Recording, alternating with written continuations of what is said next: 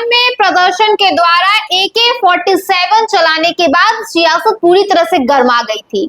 बार बार supreme court हिसाब मांग रही थी कि आखिर क्यों 4 राउंड फायरिंग की गई। ऐसे में बिहार सरकार ने अब सारे चिट्टे खोल दिए हैं और सब कुछ क्लियर कर दिया गया है। इस खबर में हम आपको पूरी बात विस्तार से बताएंगे कि आखिर क्या कुछ बिहार सरकार ने कहा और क्यों 4 राउंड फायरिंग जो है वो करवाई गई थी। नमस्कार, आप देख रहे हैं न्यूज़ PR और मैं हूं आपके साथ ऋतु। सिवान में प्रदर्शन के दौरान पुलिस कर्मियों के द्वारा 4 राउंड फायरिंग करवाई गई थी, जिसके बाद चारों तरफ से सियासी गलियारों में हलचल तेज हो गई थी कि आखिर ऐसा क्या नौबत आ गया कि 4 राउंड फायरिंग करवाई गई। ऐसे में बिहार सरकार अब सब कुछ क्लियर करते हुए नजर आ रही है।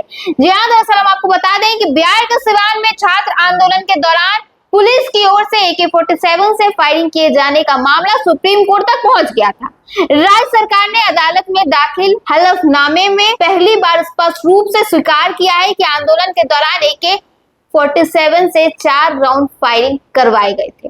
हालांकि सरकार का दावा है कि सभी गोलियां हवा में चलाई गई थी और इससे किसी भी प्रदर्शनकारी घायल नहीं हुए थे। सरकार ने अदालत को यह भी बताया कि AK-47 से फायरिंग करने वाले सिपाही को निलंबित कर दिया गया है, उसके खिलाफ विभागीय कार्रवाई भी शुरू की गई है। वहीं पूरे मामले की जांच अभी जारी है। बिहार सरकार के मुताबिक 25 जुलाई को सिवान में छात्र आंदोलन के दौरान स्थिति बिगड़ गई थी। प्रदर्शनकारियों की भीड़ में एक पुलिस सिपाही फंस गया था। इसी दौरान उसने भीड़ को नियंत्रित करने और खुद को बाहर निकालने के लिए AK-47 से हवा में 4 राउंड फायरिंग की। सरकार ने साफ किया है कि इन गोलियों से किसी व्यक्ति के घायल होने की जानकारी नहीं आई है। जिन 3 प्रदर्शनकारियों के घायल होने की बात सामने आई थी, सरकार के अनुसार वो AK-47 की गोली से घायल नहीं हुए थे और जिस स्थान पर AK-47 से फायरिंग हुई वहां भी वो मौजूद नहीं थे। राज्य सरकार ने सुप्रीम कोर्ट को बताया कि हाथी चौक के पास भीड़ को तितर बितर करने के लिए एक सहायक उप निरीक्षक ने अपनी 9 mm पिस्टल से 2 राउंड फायर किए थे।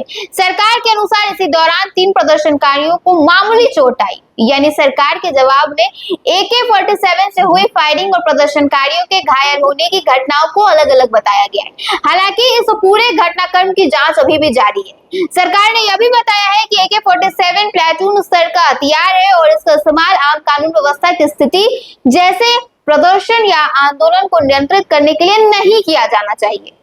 बिहार के DGP की ओर से भी इस संबंध में निर्देश जारी किए गए हैं। AK-47 से फायरिंग करने वाले पुलिसकर्मी को निलंबित किए जाने की जानकारी भी सुप्रीम कोर्ट को दी गई है। उसके खिलाफ विभागीय कार्रवाई अब चल रही है। राज्य सरकार ने कहा कि जांच एजेंसियां यह पता लगाने में जुटी है कि फायरिंग किस हथियार से हुई, कितने दूरी से चली और गोली चलाने का एंगल क्या था। इन तमाम पहलुओं की जांच के बाद ही घटनाक्रम की पूरी तस्वीर साफ हो सकेगी।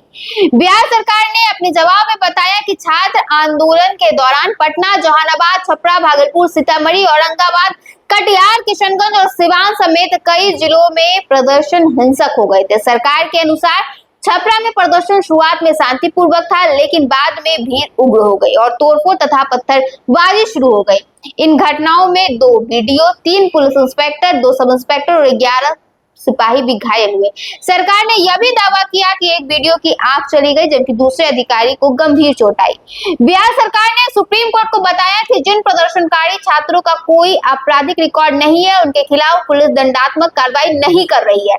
18 साल से कम उम्र के ऐसे बच्चे को भी जिन्हें आंदोलन के सिलसिले से हिरासत में लिया गया था और जिनका कोई आपराधिक रिकॉर्ड नहीं था, उन्हें भी अब रिहा कर दिया गया है। अब सुप्रीम कोर्ट में दाखिल सरकार के इस हलफनामे के बाद सिवान में AK-47 के फायरिंग का मामला और महत्वपूर्ण हो गया है। एक और सरकार ने फायरिंग की बात स्वीकार की है, वहीं दूसरी ओर उसका दावा है कि गोलियां केवल हवा में चलाई गई, किसी प्रदर्शनकारी को इससे चोट नहीं लगी है। ऐसे में बीच बचाव करते हुए जो है वो बिहार सरकार नजर आ रही है। ऐसे में सुप्रीम कोर्ट क्या फैसला लेगी, जांच प्रक्रिया में क्या कुछ निकलकर सामने आएगा, हम अपने चैनल के माध्यम से पल पल अपडेट आपको देते रहेंगे।